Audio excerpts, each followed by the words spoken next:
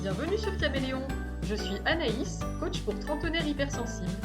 Ensemble, on explore comment mieux se connaître, s'affirmer et vivre en harmonie. À travers des conseils, des histoires personnelles et des outils concrets, je t'aide à libérer ton potentiel. Allez, tu viens ?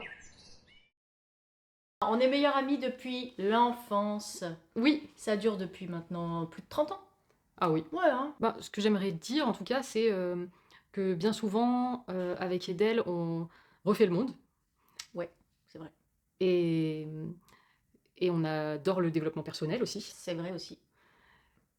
Et on s'est dit que pouvoir se filmer en ayant des prises de conscience ensemble, ça pouvait avoir un impact positif sur les autres aussi. Donc, Et sur nous-mêmes.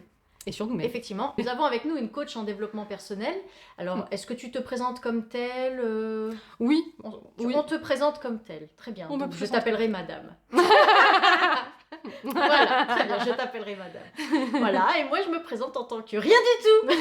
Voilà, moi je suis juste là pour faire des vannes bidons et non.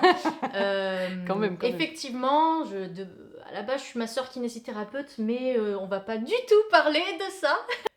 Je sais pas si t'as pensé à un sujet, mais moi j'en ai peut-être un. Est-ce que c'est en rapport avec ce qu'on s'est dit un petit peu hier ? C'est pas impossible. Ah bah vas-y. La relation avec la notion de perfection. Oui, ouais, hein, je te plus parle. sois. Oh, le plus soi.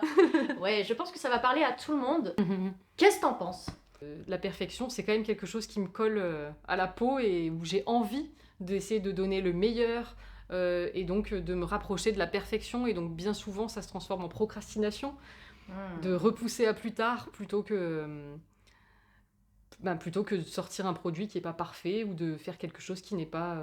Ouais. Et donc en fait, c'est bloquant. Ah ben oui, là rien que pour l'entrepreneuriat, c'est bloquant, mais pour tout, c'est bloquant finalement, pour toute la vie. Hein. Oui, parce que quand on... En gros, là, tu me décris le parfait ou rien. Bah oui, mais alors que imparfait vaut mieux que pas fait du tout. Exactement. Oh, on pourra la noter, cette phrase-là, je pense. Ouais. Et ben ça... Donc, toi, tu dis imparfait vaut mieux que rien, c'est ça ? Vaut mieux que pas fait, oui. Oui, que pas fait. Imparfait vaut mieux que pas fait. Moi, je t'avais partagé une phrase, je vais la dire du coup maintenant. Moi, j'avais... Oh purée, j'aurais dû m'entraîner. Oh j'avais dit un truc du genre... il n'est pas mauvais de viser la perfection, de tendre, le mot est très important. Il n'est pas mauvais de tendre vers la perfection si tant est qu'on a d'ores et déjà abandonné de l'atteindre. Ça, c'est beau. Oh, j'ai réussi. C'est de moi en plus. C'est vrai. Et donc je disais parce que aucun extrême dans la vie n'est bon. On peut même mourir en buvant trop d'eau. Pourtant, non mais c'est vrai. Le pire c'est que c'est vrai. Et pourtant ça ne viendrait jamais à l'esprit de quelqu'un de dire bon bah si on peut mourir en buvant trop d'eau, peut-être que l'eau est mauvaise. Non, c'est l'excès de boire de l'eau qui est mauvais. Ouais. L'excès de ne pas en boire est tout aussi mauvais d'ailleurs. On peut mourir de ne pas boire d'eau.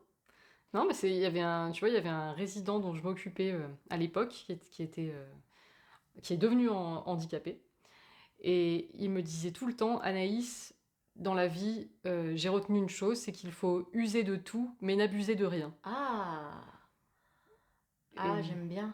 Et j'avais trouvé ça... Mais oui, tout à fait, tout à fait. Très juste, quoi. Du coup, sur notre sujet sur la perfection, est-ce qu'on peut dire que... Donc, ne rien faire est un problème. Il est bon de tendre vers la perfection parce que du coup, il y a cette notion de progressivité. Si tu tends vers la perfection, en fait, tu vas emmagasiner des compétences. Oui. Tu vas te former, tu vas faire des essais, des échecs, mais tes échecs vont te permettre de prendre des leçons, d'apprendre et donc de faire mieux après. Donc, tendre vers la perfection, ce n'est pas mauvais. Si tant est qu'on abandonne de l'atteindre, c'est-à-dire qu'il y a un moment donné, il faut mettre des limites à cette recherche de perfection. Oui, et de mettre des actions aussi, parce que sinon on reste dans notre tête à imaginer le produit fini et on fait jamais rien de plus, quoi. Parce que c'est pas encore assez bien, donc on ne fait rien, finalement. Oui. Ça reste au stade de prototype, quoi. Ouais. Mais l'excès inverse du rien faire, peut-être qu'il te parle moins à toi. Moi, c'est l'autre. C'est marrant, hein. Enfin, je te dis des bêtises parce que je peux procrastiner aussi, donc ça me parle également. Mais j'ai connu l'excès inverse qui est de... Tu cherches tellement la perfection que tu ne t'arrêtes jamais. Une tâche, par exemple, tu commences une tâche, tant qu'elle n'est pas parfaite, tu t'arrêtes pas, mais du coup, en fait, ça te dure... Il y a un moment donné, quand on en arrive là, c'est un trouble, hein. C'est vrai. C'est un trouble. Tu perds une quantité de temps et d'énergie incroyable pour au final enfanter le néant, hein, parce que bah, t'as fait une chose, au lieu d'en faire 10 moyennes, t'en as fait une qui, au final, n'est pas parfaite, vu que c'est inatteignable. Oui. Et moi, j'ai vécu ça, surtout dans mes études. Un gros problème avec ça, parce que, en gros, bah, ça c'est un exemple très douloureux, là. Pendant mes études de master kinésithérapeute, c'était un cursus qui était très dense, hein, en termes de quantité d'informations à emmagasiner dans un temps plutôt très restreint. Donc, n'importe quelle personne ayant un rapport avec la perfection plutôt sain aurait pas fait comme moi. Bon, moi, j'avais pas un rapport sain avec la perfection à ce moment-là. Moi, c'était tu ne t'arrêtes pas tant que c'est pas parfait. Et donc, tu imagines bien que ça joue sur ton sommeil parce que du coup, tu vas travailler beaucoup plus longtemps. Que ce qui est nécessaire, donc tu arrives, tu es fatigué. Et puis surtout, je me retrouvais devant une leçon sur un sujet précis. Des polycopiés, c'était souvent. Et en fait, admettons, il y avait la première page, tant que la première page, j'avais pas la sensation de la savoir parfaitement par cœur, le moindre mot, je ne passais pas à la page suivante. Donc tu recommençais. Je te promets, c'était une torture. Oui. Jusqu'à épuisement. Mais oui, déjà d'une part jusqu'à épuisement, parce qu'il y a bien un moment donné, il fallait que j'aille me coucher. Et d'autre part, qu'est-ce qui se passait ? J'arrivais aux examens en ayant revu même pas la moitié du programme. Oui. Un enfer. Ah oui, donc finalement c'était bloquant, alors que tu ne procrastinais pas, oui. Mais finalement ça revenait un peu au même, puisque oui. Du coup ça ne te permettait pas de réviser jusqu'au bout. Et c'est là ouf, maintenant que j'y pense, parce que heureusement, j'espère vous faire partager de mon développement personnel, car je ne suis plus comme ça. Je ne suis plus comme ça, mais c'était un enfer, une véritable torture. Cette recherche de perfection qui t'emmène à l'épuisement. Et en final, c'est même pas efficace. Malheureusement, alors, pour les personnalités un petit peu explosives comme moi, un petit peu... non, c'est pas explosif le mot, tu sais, qui va à fond, tu sais. Excessive. Ouais, bon, on va dire ça. Ok, d'accord. Donc, pour les personnalités excessives, comme je suis, qu'elle a dit, Madame la coach. Bon, oui, non, mais c'est vrai. Pour les personnalités excessives, moi, le problème que j'ai eu, c'est que, comme j'ai déjà dit, j'ai fait un burn-out. Alors, malheureusement, effectivement, moi, il aura fallu, par manque de connaissances notamment, hein, il m'aura fallu que mon corps m'arrête pour me rendre compte qu'il fallait que j'arrête avec cette notion de perfection à atteindre, que je refusais de renoncer à l'atteinte de cette perfection. Donc un burn-out va se manifester de façon différente selon les gens, mais bon, en gros, mon corps m'a arrêté, impossible de fonctionner. Voilà, si je dois résumer la chose, ça doit être ça. Et donc la douleur de cet événement m'a forcée à devoir reconsidérer les choses, j'avoue. Pourquoi sommes-nous là ? Pour que vous ne viviez pas la même chose. Je ne veux pas que vous fassiez des burn-out, mes amis. Vraiment, je veux pas. Ne faites pas comme moi. En fait, je vais être un exemple de ce qu'il faut pas faire. Ou de ce qu'il faut faire, puisque... Ah, et maintenant, ce qu'il faut faire, parce que c'est plus pareil. C'est vrai, t'as raison. Et après, je pense que c'est... Enfin, je pense que si quelqu'un fait un burn-out, c'est qu'il... Tu vois, c'est qu'il a aussi ça à vivre, donc... Peut-être que, enfin, on aura beau parler et tout ça, il y a des gens qui ont besoin d'expérimenter, de vivre vraiment les choses, même si ça fait mal au cœur, mais c'est...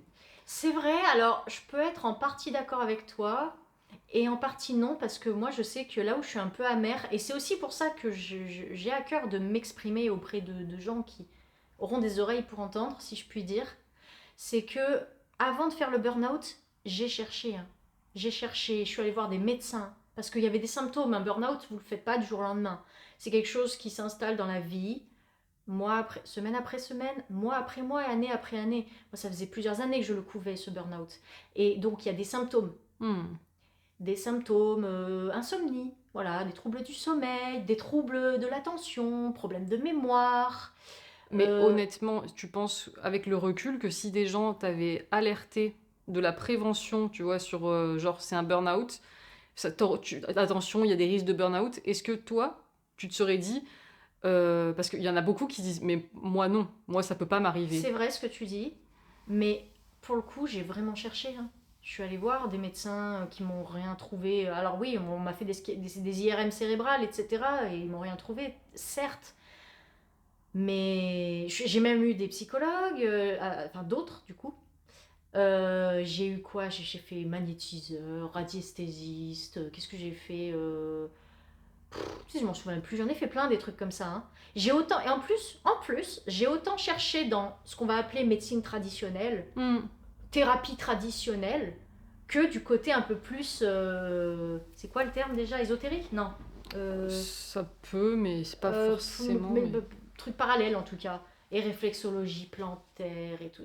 J'ai essayé, et en fait... Médecine douce. Médecine douce, ok. Et rien de tout ça.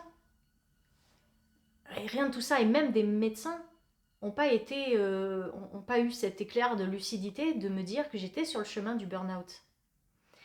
Et donc, c'est vrai c'est vrai que c'est pour ça aussi que on a à cœur de faire des vidéos témoignages en vrai. Ah mais complètement, voilà. Complètement, parce que déjà depuis ces choses-là, là je vous parle de choses qui sont passées, qui ont beaucoup évolué, qui sont pas terminées, donc c'est bien parce que vous me prenez en cours de route. Je suis pas aussi mal qu'avant, donc j'ai des choses à partager, d'expériences, de choses qui ont réussi, et en même temps, j'ai encore un progrès devant moi, avec des objectifs à atteindre, et je serais contente de partager ça avec vous, de vous montrer le avant-après. Et quoi qu'on dise, si ça vous parle, pour vous-même, encore une fois, n'hésitez pas à vous faire aider par des professionnels, ou à en parler autour de vous pour... Et puis, faites des expériences et en fait, ne nous croyez pas, vivez-le. Merci, c'est exactement ça. Voilà, ne nous croyez pas, vivez-le. On n'est pas parfaite, on sera jamais parfaite, même quand on aura du meilleur matos. Et donc, on va dire des bêtises. Oui. C'est pas grave. Chacun sa vérité après. Oui, et puis je vais te dire un truc. Si jamais on se met à faire des vidéos pendant un moment, tu verras qu'à la fin, on dira pas la même chose qu'au début.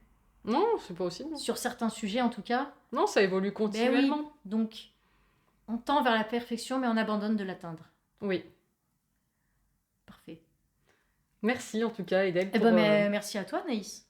Pour ce premier échange, je suis super contente. Je me demande combien de temps on a baratiné les gens là. On va aller voir ça tout de suite. Bon, likez, commentez, abonnez-vous, la petite cloche, il paraît que si on la met pas, c'est pénible. Et puis on espère vous aider. Oh oui. Et vous amuser. Ciao.